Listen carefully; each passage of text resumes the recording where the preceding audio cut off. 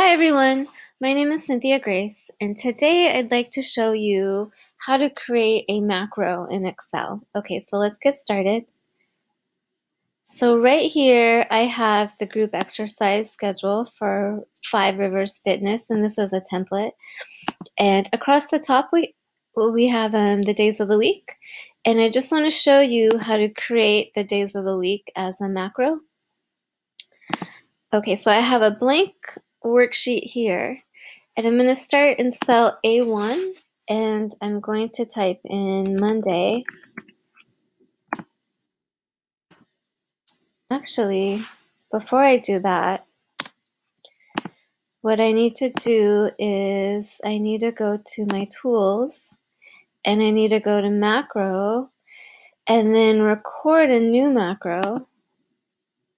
And this macro, I want to call it the days of the week, and I cannot have any spaces. So I'm just going to write that together and then I say okay.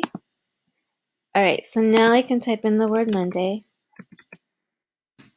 And I'm going to click out of it, click back into it, and then grab this tiny little box in the corner.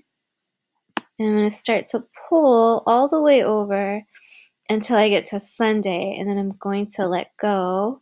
Now I've got the days of the week all the way across the top of my spreadsheet. Now I can go back to tools, I can go back to macro, and I can stop recording.